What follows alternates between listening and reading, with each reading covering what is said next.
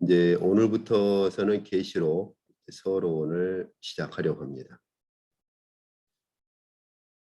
네, 그래서 여기 저희가 보시는 것처럼 요한계시록 그 서론 중에 1장 1절이 이렇게 시작하죠. 예수 그리스도의 계시라. 이렇게.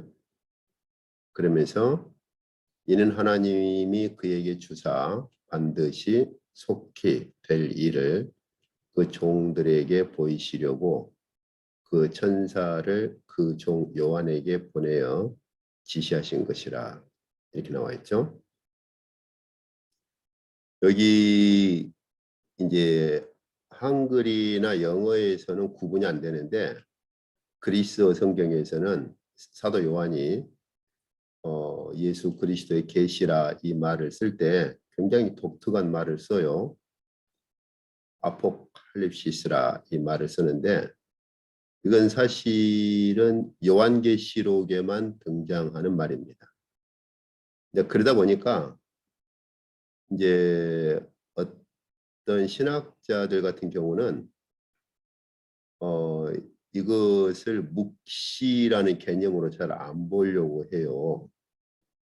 그래서 요한계시록에서 사도 요한이 쓴 이 말은 묵시로 보기가 어렵다 이렇게 보기도 하는데 네, 그런 경우들은 보면 이 단어 하나에만 집착을 하니까 그래요. 일반적으로 이 단어가 잘 쓰이지 않는 단어라고 하는 것, 그리고 이제 예언적인 성격이 강하다라는 측면 때문에 묵시로 잘 안 보려고 하거든요. 근데 이제 이 단어 하나에만 집착을 하면 뭐 그렇게 볼 수도 있겠죠.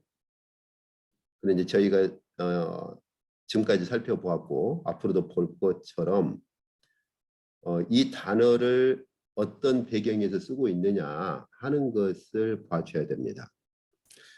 그런데 오늘 저희가 이 서론에서 더 중요한 것은 뭐 이 단어를 뭐 묵시로 볼 수 있느냐 없느냐 그건 별로 중요하지 않아요. 사실은 정말 중요한 게 뭐냐면 여기 보시면 예수 그리스도의 계시라 혹은 묵시라 하는 말인데 여기 이제 예수 그리스도의라고 하는 말, 이 말이 여기 우리 한글로 예수 그리스도의 이렇게 되어 있잖아요.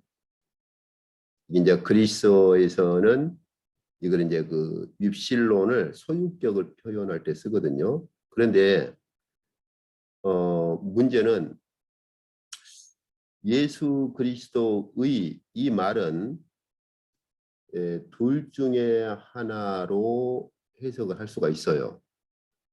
이걸 이제 뭐 문법 용어로는 뭐 이제 이 소유격이 주격 역할을 하는 소유격이다. 그래서 뭐 주격적 소유격 혹은 뭐 목적격적 소유격 그런데 이런 문법 용어는 뭐 몰라도 상관없어요. 여기 예수 그리스도의라고 하는 말이 두 가지로 해석을 할 수 있는데 하나는 예수 그리스도께서 주신 계시 혹은 묵시 이렇게 또 하나는 예수 그리스도에 대한 묵시 이렇게 그러니까 이제 그 그리스어 이 문법 그리스어 이 성경에서는 이 두 가지 의미를 가지고 있기 때문에 이 둘 중에 어떤 걸로 봐야 할 것이냐. 그래서 이제 사실 지금까지 보면 요한계시록에 대한 쓸만한 연구를 하는 그런 선에 있는 학자들 같은 경우 보면 이 두 가지 가지고 언쟁을 해요. 여기 예수 그리스도의라고 하는 말을 좀 어떻게 해석을 할 것이냐. 다시 말해서 예수 그리스도께서 주신 묵시다 혹은 계시다. 이렇게 우리가 번역을 해야 할 것이냐 아니면 예수 그리스도에 대한 묵시다 혹은 계시다 이렇게 번역을 해야 할 것이냐. 그래서 좀 이런 언쟁들이 있어 왔어요. 오래전부터. 전에 제가 글쎄요 호주에서 한국 들어왔을 때니까 좀 오래됐죠. 그때 어떤 분이 이필찬 교수가 쓴 그 계시록에 관한 책을 하나 선물을 해줬어요. 그때 좀 훑어봤는데 이필찬 교수는 이 두 가지를 뭐 굳이 뭐 하나만 이렇게 선택해가지고 싸운다기보다 이 두 가지 의미를 다 가지고 있다고 이렇게 보면 되지 않겠냐, 이제 그런 입장에 서 있는 걸 그 책에서 볼 수가 있었어요. 자, 어떻게 생각하세요? 요한계시록이 1장 1절에서 지금 이 예수 그리스도의 계시다 하는 이 말씀을 예수 그리스도께서 주신 계시다 이렇게 볼 것인지, 아니면 이 계시 이 문구 말이죠. 아니면 예수 그리스도에 대한 계시 혹은 묵시다 이렇게 봐야 할 것인지.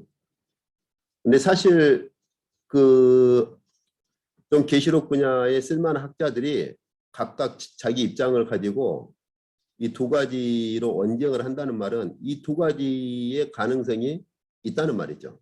계시록은 예수 그리스도에 대해서 기록한 묵시다 이렇게도 볼 수 있는 거고, 또 한 가지는 예수 그리스도께서 주신 계시다 이렇게도 볼 수 있는 가능성이 있다는 말이죠. 그러니까 학자들 간에 논쟁이 있을 수 있는 거죠. 이제 그러다 보니까는 뭐 이거 두 가지를 굳이 막 나누고 구분할 필요가 있냐, 그냥 이 두 가지를 합쳐서 계시록은 예수 그리스도께서 주신 계시이면서도 예수 그리스도 자신에 대한 계시다, 이걸 합치면 되지 않냐, 이 두 개념을. 왜냐하면 계시록에 보면은 그리스도에 대한 계시가 또 있잖아요. 예. 이제 그래서 이제 그러한 시도를 하기도 하고, 방금 제가 말씀드린 것처럼 이필장 교수도 그 계시록에 관한 책을 쓸 때 이 두 가지를 그냥 같이 상호 보완적으로 그렇게 보려고 하는 시도를 하는 걸 볼 수가 있었어요.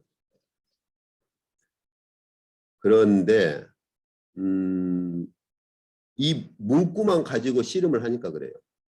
예수 그리스도의 계시라 할 때 이 의라는 말이 두 가지 가능성이 있다. 이 문구만 가지고 씨름을 하니까 그러는 겁니다. 계시록 전체 구조를 보지 못하니까 그래요. 한번 보시죠. 계시록에서 중요한 것은 계시록의 그 서론과 결론이 일종의 그 샌드위치 구조를 가지고 있다는 사실을 잊어서는 안 됩니다. 이제 저희가 그것들을 하나씩 볼 거예요. 사도 요한이 하나님의 그 성령에 사로잡혀서 하나님의 의전 앞으로 끌려 올라가서 본 그 묵시를 사도 요한이 기록할 때, 그때 사도 요한이 요한계시록을 기록하는 방식에 있어서 서론과 결론을 거의 같이 반복을 해서 요한계시록 전체가 서론과 결론 사이에 끼워져 있는 것처럼 일종의 샌드위치 그런 구조를 가지고 있어요. 자, 한번 보시죠. 여기 1장 1절에서 예수 그리스도의 계시 혹은 묵시라 이렇게 사용을 했잖아요. 그럼 이걸 예수 그리스도께서 주신 묵시로 봐야 할 거냐, 예수 그리스도에 대한 묵시로 봐야 할 거냐, 이걸 더 분명히 아시려면 결론을 보시면 알 수 있어요. 왜냐하면 방금 제가 말씀드린 것처럼 서론과 결론을 샌드위치처럼 서론을 결론에서 다시 반복하면서 계시록 전체를 그 사이에 두고 있거든요. 자, 그러면 계시록 결론을 한번 좀 봅시다. 여기 계시록 22장 16절이나 20절 한번 보시면은 어떻게 사도 요한이 결론 맺고 있습니까? 사도 요한이 묵시를 기록한 하나님의 의전에서 본 묵시를 기록했는데 그때 예수께서 사도 요한에게 하신 말씀이 있죠.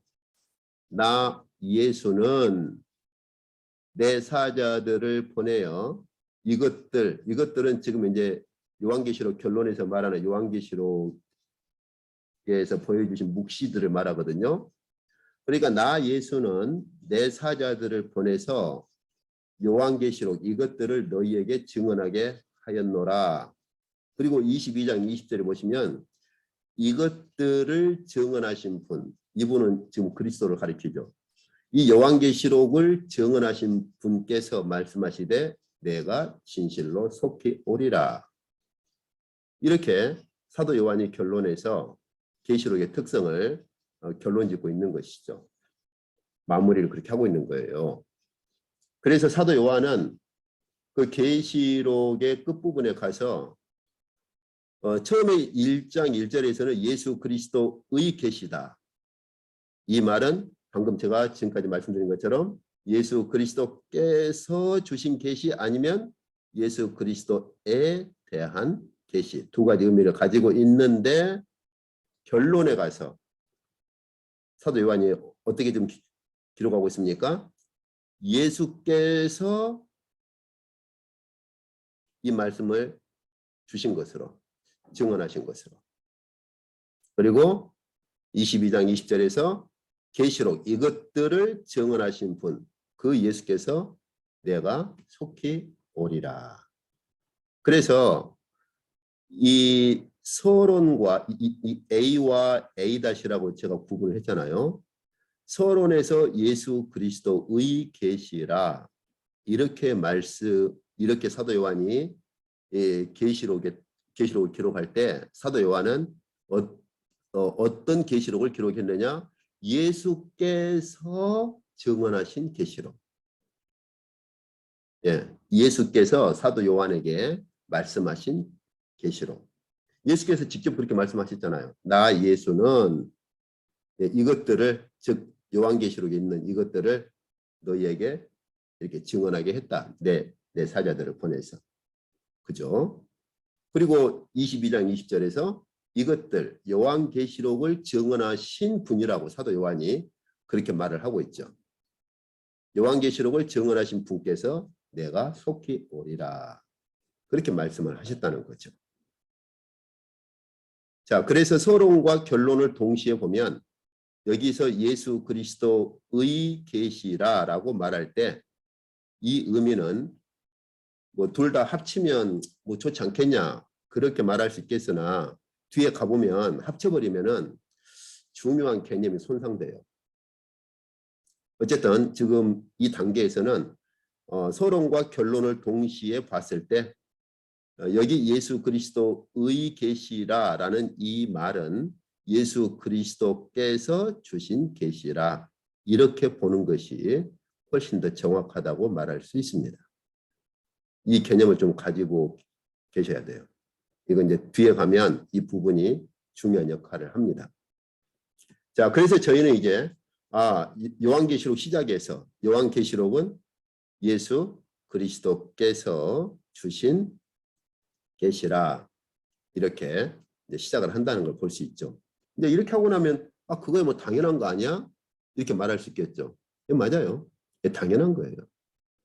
그런데 이제 이 의라고 하는 이 문구를 가지고 학자들 간의 언쟁이 이렇게 있어 왔기 때문에 제가 그 부분을 조금 살펴본 겁니다.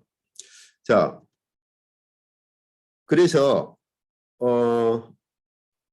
방금 저희가 본 것처럼 요한계시록 전체 구조를 저희가 잘 알아야 될 것이 여기 서론과 결론이 일종의 샌드위치처럼 A-의 구조를 가지고 있어요. 그래서 방금 저희가 보신 것처럼 여기 예수 그리스도의 묵시 이 의라는 말은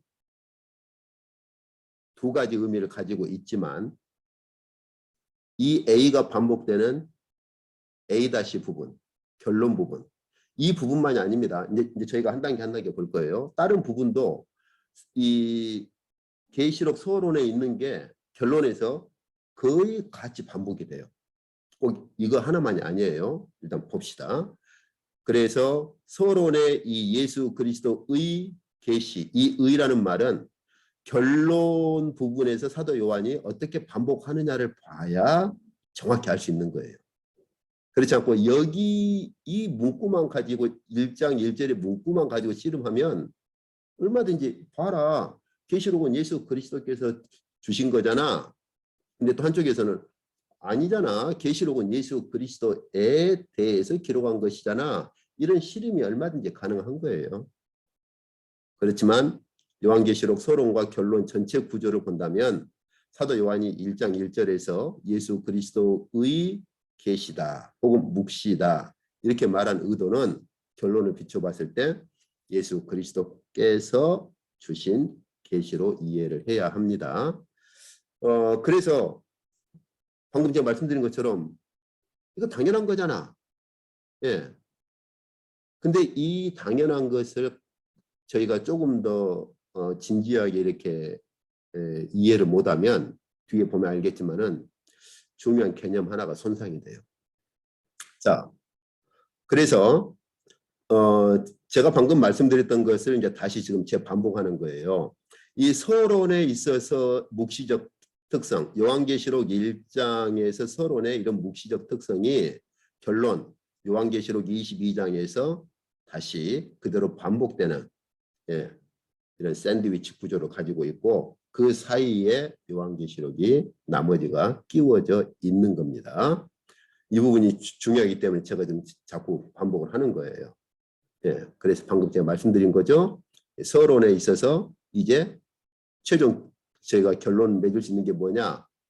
계시록 1장 1절에 예수 그리스도의 묵시다 하는 말은 결론에 비추어 봤을 때 예수 그리스도께서 주신 묵시다 이렇게 이해를 해야 한다는 것이죠. 그리고 이제 방금 제가 처음에 말씀드렸지만은 아포칼립시스라고 하는 그 용어가 계시록에서만 등장하다 보니까 그걸 뭐 묵시로 안 보려고 하는 학자들도 있고 그런 견해들이 있어요. 근데 그것은 단어만 가지고 취급하기 때문에 그런 겁니다.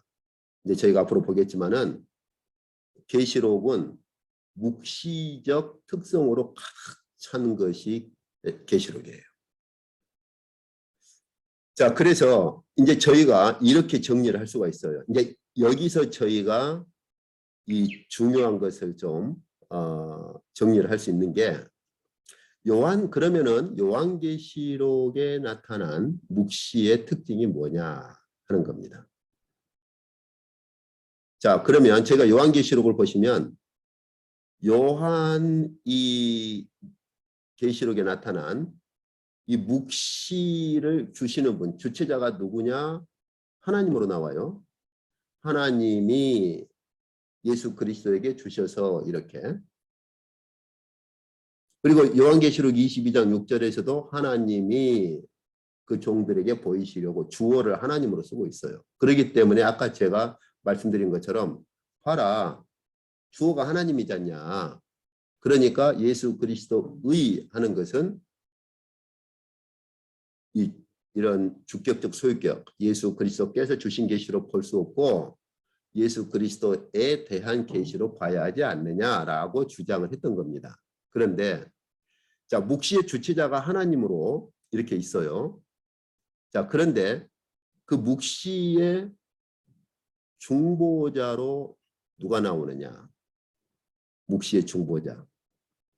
여기 이제 카운슬러라고 하는 아주 중요한 개념을 제가 쓰고 있는데 저희가 전에 그 묵시와 계시 그때 저희가 에스겔서라든지 다니엘서 할 때 그때 이 개념이 얼마나 중요한지를 몇 번 제가 반복을 했을 거예요.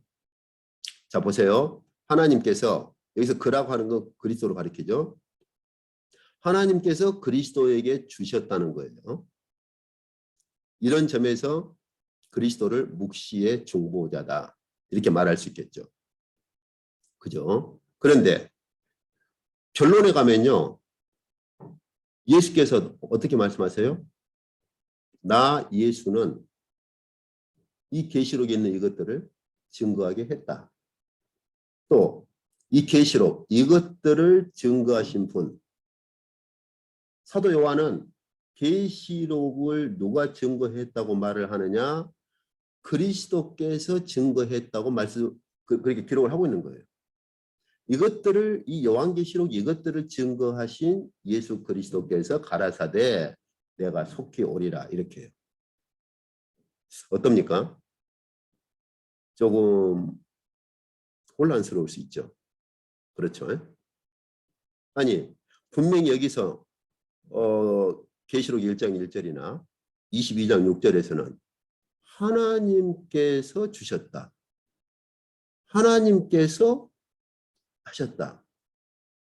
이렇게 말을 하고 있는데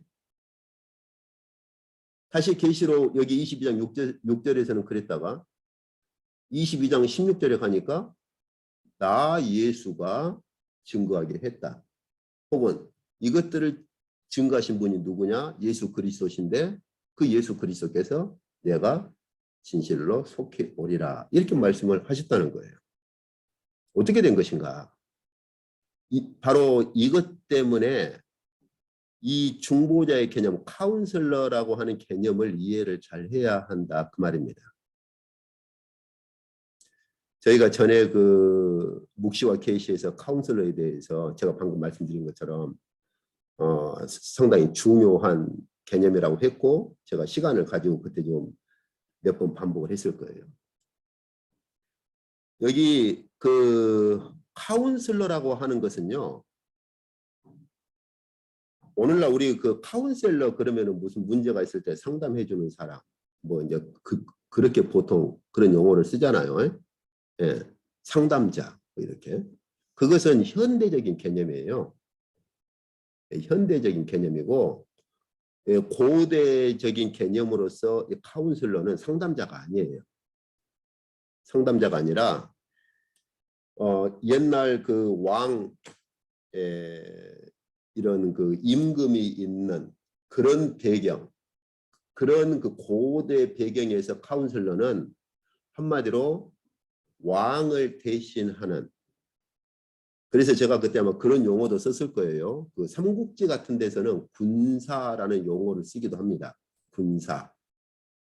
임금에게 조언도 하고 전쟁에서 이런저런 임금과 함께 거의 왕의 그 권한을 가지고 그 군사라고도 하고 일종의 계획을 세우기도 하고 왕을 대신한 통치까지도 대신하기도 하죠. 어떤 경우는. 그러니까 제가 삼국지 보면은 유비의 그 카운슬러가 누구냐?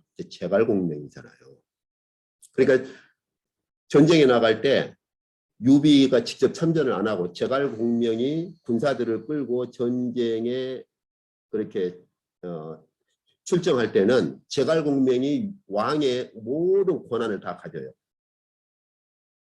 그래서 제갈공명의 말은 곧 왕의 유비의 말과도 같죠. 여기 그 저희가 그 구약에서 볼 수 있는 것처럼 하나님의 카운슬러가 누구냐? 그렇죠? 하나님의 카운슬러. 하나님의 의전에서 보통 일반적으로 임금이 그렇게 있을 때 임금의 카운슬러는 한 사람입니다. 한 사람. 옛날 그 우리나라에서 그 한국에 있을 때 인기 있었던 드라마 중에 하나가 이제 왕건이었나요? 제목이? 하여튼 왕건을 주제로 했던 거. 궁예의 카운슬러가 이제 왕건이었죠. 그러죠. 그래서 전쟁에 나가거나 그러면 왕건이 실질적인 임금의 권한을 가지는 거예요. 하나님의 카운슬러가 누구냐? 저희가 이미 계시와 묵시에서 본 것처럼 구약 성경에 보면 하나님의 카운슬러가 두 분으로 등장하죠. 그렇잖아요. 예, 저희가 이사야서에서도 보았잖아요. 성령을 하나님의 카운슬러라고 부르고 그 다음에 예수 그리스도를 하나님의 카운슬러라고 부릅니다. 그러니까 하나님께서 어떤 말씀을 하실 때 혹은 말씀만이 아니라 창조를 행하시거나 창조의 사역을 행하시거나 구속의 사역을 행하시거나 어떤 말씀을 행하시거나 계시나 묵시를 행하실 때 하나님의 모든 사역은 누구를 통해서 그렇게 오느냐? 하나님의 카운슬러이신 예수 그리스도를 통해서 오는 거예요. 그렇기 때문에 하나님께서 하셨다고 하는 것은 곧 예수 그리스도께서 그걸 말씀하실 때 내가 했다라고 말씀하실 수 있는 거예요. 이제 이것보다 더 깊이 좀 들어가면 이제 하나님과 카운슬러이신 예수 그리스도와 또 한 분의 카운슬러이신 성령께서 서로 가지고 계시는 커뮤니온이라는 게 있어요. 서로가 서로 안에 거하시는 교통에 대한 것이 있는데 그건 이제 너무 깊은 신학적인 주제이고 제가 호주에서 논문 쓸 때 그때 다루었던 그런 주제 중에 하나입니다. 그래서 주님께서 성령을 가리켜서 뭐라고 말씀하셨어요? 다른 카운슬러를 내가 너희에게 보내주겠다. 이렇게 주님 자신이 카운슬러이시기 때문에 또 다른 카운슬러 성령을 너희에게 보내주겠다. 이렇게 말씀하신 거예요. 다행히 NIV가 그 본문을 카운슬러로 번역을 잘했어요. 다른 번역본들은 카운슬러란 용어를 쓰지를 못했습니다. 어쨌든 이제 그것까지 들어가면 너무 이제 복잡해지니까요. 그래서 그 번역본이 어떤 부분은 킹 제임스판 번역이 훨씬 뛰어나는가 하면 어떤 부분은 NIV가 뛰어난 부분도 있어요. 근데 어떤 분들은 킹 제임스판만이 완벽하다 막 그렇게 주장하는 분들이 있는데 제가 한국에 있을 때 그렇게 주장하는 분들하고 그때 원어 성경 가지고 직접 그럼 한번 번역을 하고 비교해 보자 그랬는데 그렇게 하려고들 안 해요. 자, 그래서 그렇기 때문에 여기서 하나님께서 이 계시록의 계시를 주셨어요. 누구를 통해서 그리스도에게 주셔가지고 우리에게 주셨지만 그리스도께서 직접 말씀하실 때는 나 예수가 이 묵시를 너희에게 증거하게 했다. 이 계시록을 바로 증거하신 분이 나 예수다. 이렇게 말씀하실 수가 있는 거예요. 그러니까 이 주격적 소유격 개념을 상실해버리면 이 개념을 놓쳐버리는 겁니다. 이거 굉장히 중요하거든요.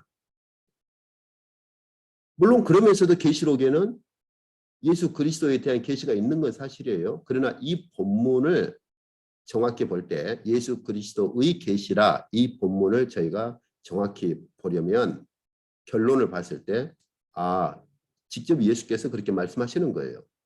하나님께서 예수께 주셨음에도 불구하고 예수께서는 나 예수가 증거했다. 이 계시록을 증거하신 바로 예수님께서 내가 속히 오리라 그렇게 말씀하실 수 있는 겁니다. 왜요?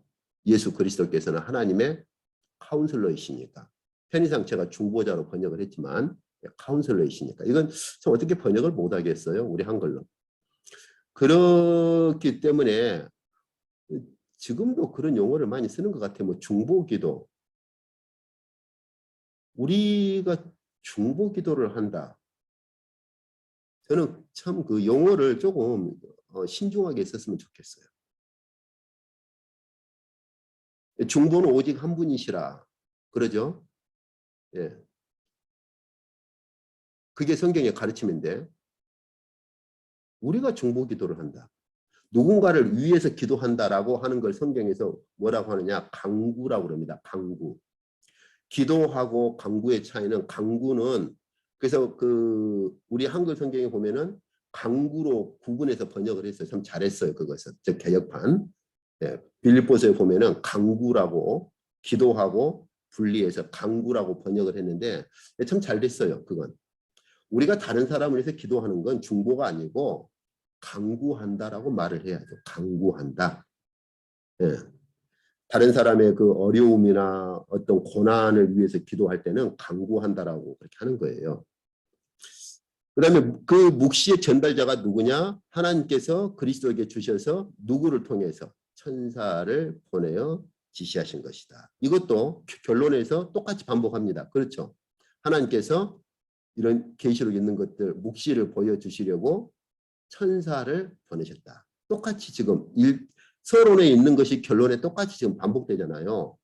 그래서 제가 말씀드린 것처럼 샌드위치 구조다 하는 겁니다. 그 다음에 계시를 받는 자, 그 대상이 누구냐? 하나님께서 그리스도에게 주셔서, 그 다음에 그리스도에게 그렇게 주셔가지고, 그 다음에요 누구를 보내서요? 누구를 통해서 천사를 보내가지고.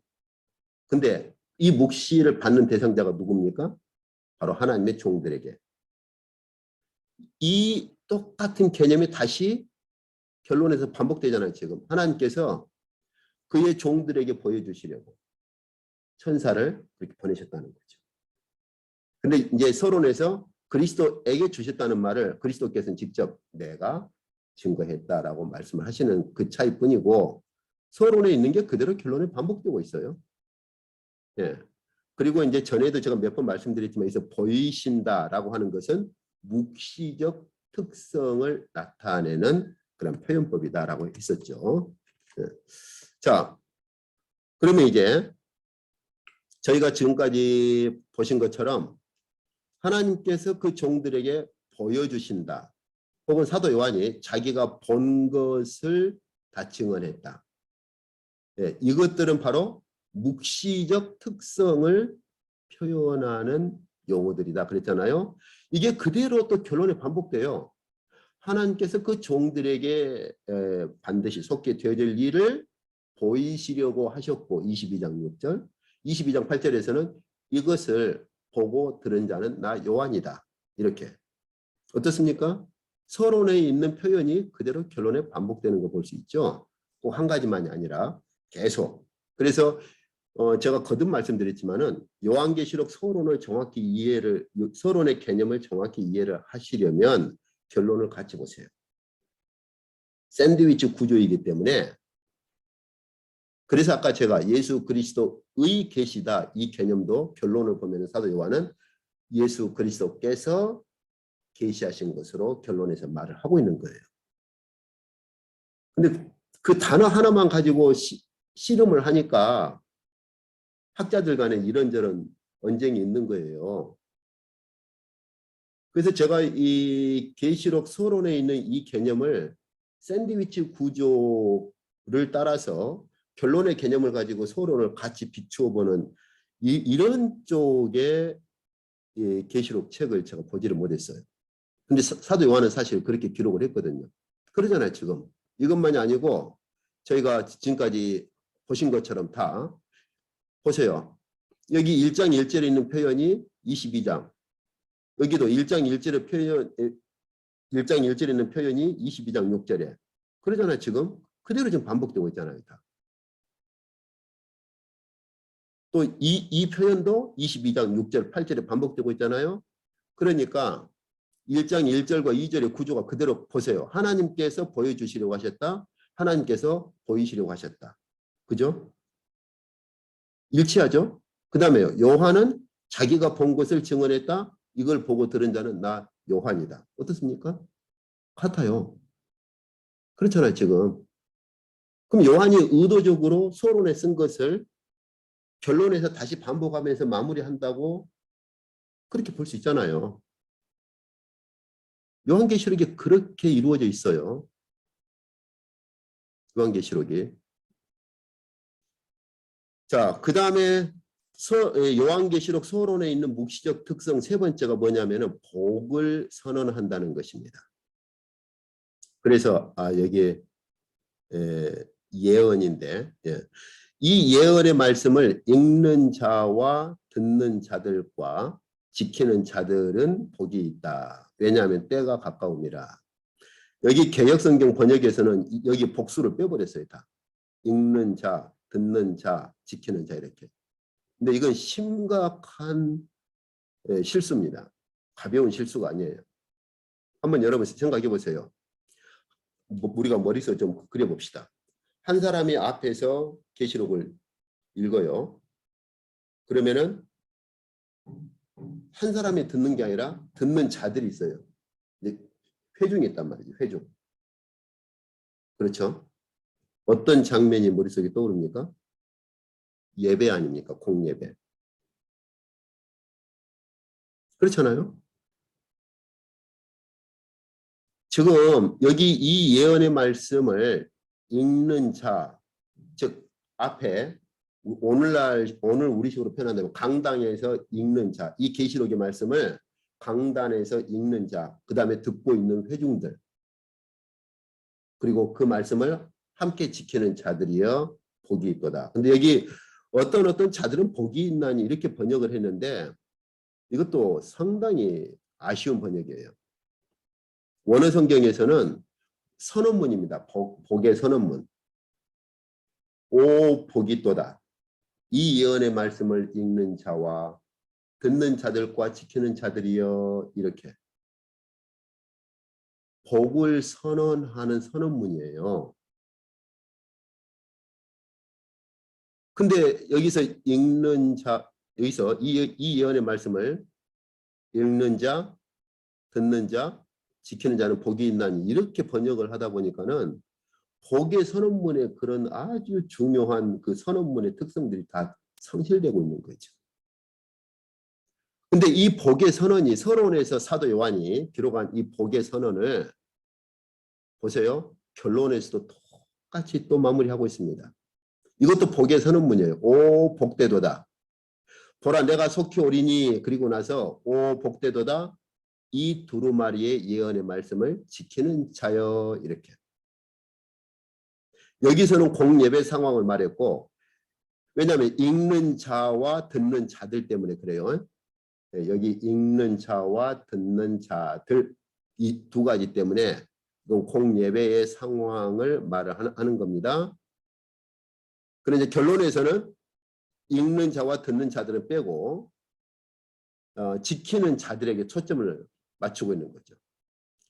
그러한 자들에게 복을 선언하는 거예요. 오 복되도다.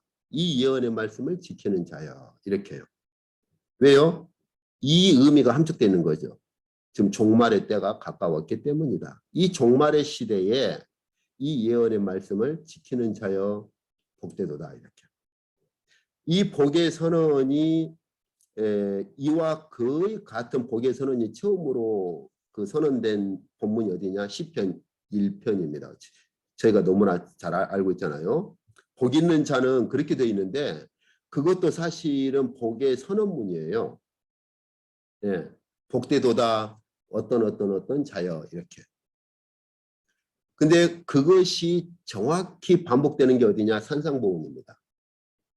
산상보훈도 심령이 가난한 자는 복이 있나니 이렇게 되어 있는데 그게 아니에요.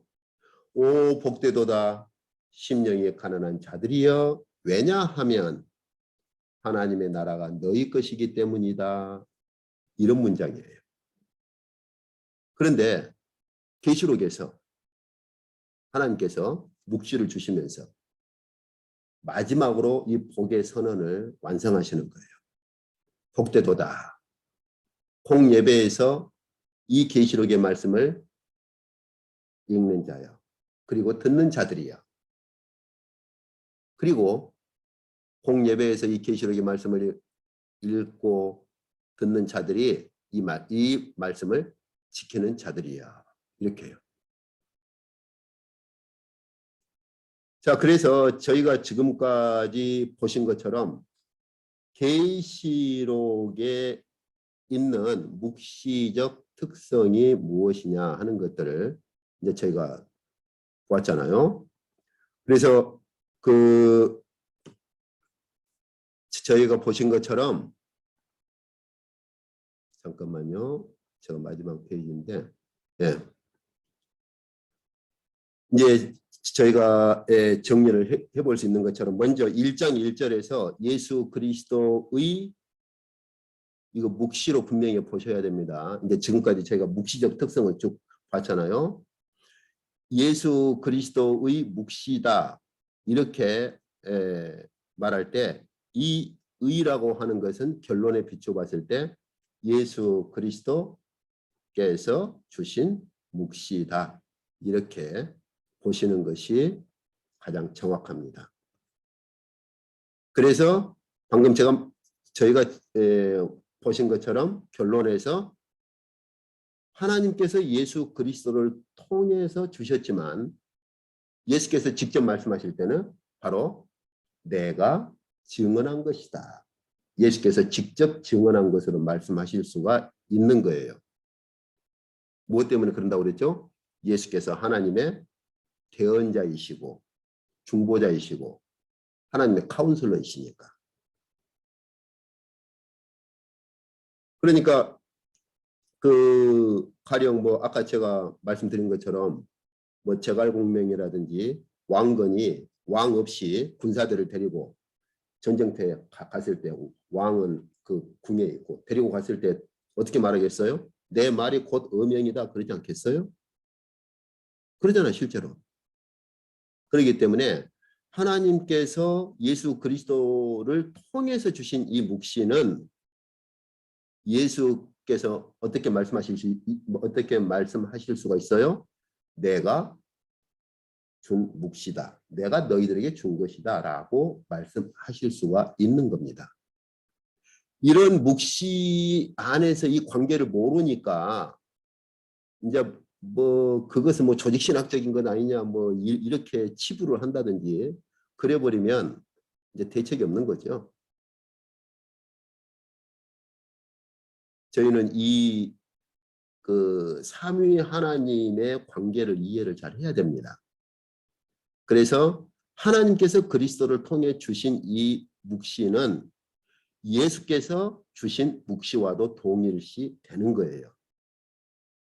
그리스도께서 하나님의 대언자이실 뿐만 아니라 하나님의 카운슬러이시니까.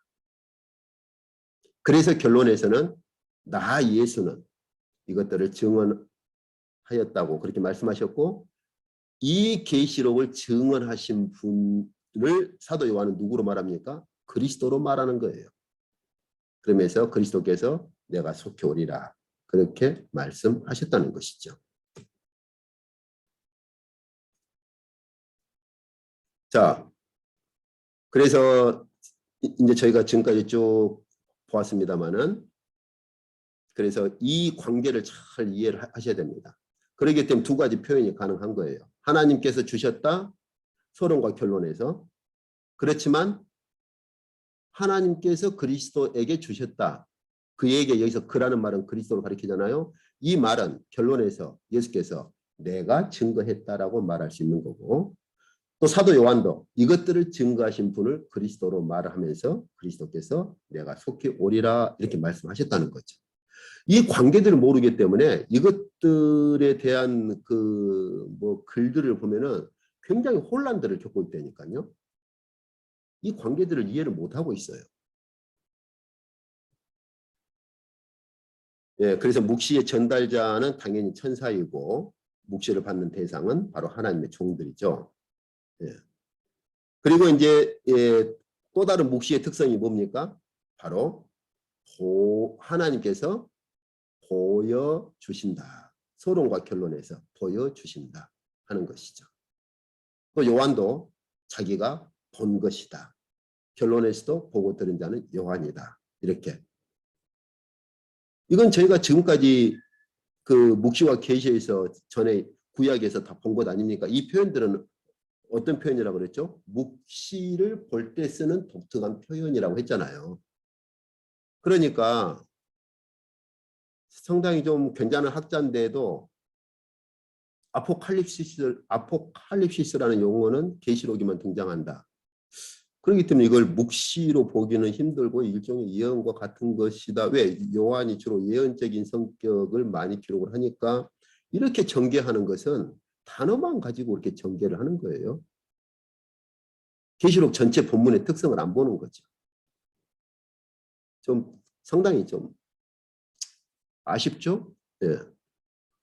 그리고 이제 방금 저희가 보았던 이 계시록에 기록된 묵시의 특성이 뭐예요? 복의 선언문이다. 이 마지막 시대에 복을 선언하는 선언문이다 하는 겁니다. 그래서 다음 시간까지 한 번 더 살펴볼 게 있어서 계시록 서론을 다음 시간까지 그렇게 하고 그 다음 시간부터 첫 번째 묵시로 그렇게 들어가 보도록 하겠습니다. 오늘 여기까지 하도록 하겠습니다.